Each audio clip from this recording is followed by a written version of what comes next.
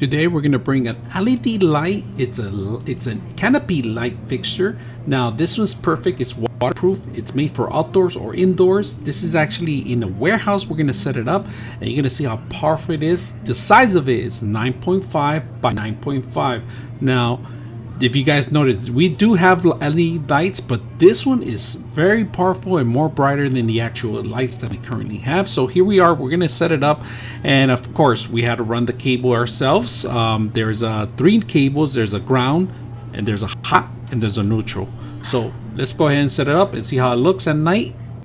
We turn off all the lights around the warehouse, and the warehouse is very large. If you can see, the canopy light is the only light we have on right now, and everything is visible. Now we're gonna turn it off so you guys can see the difference. Now if you guys notice, it's completely dark in this warehouse, but once the lights come on, we have them. So my recommendation is getting maybe 2 or 3 in this warehouse, and we should be set. So I hope you guys enjoy the video.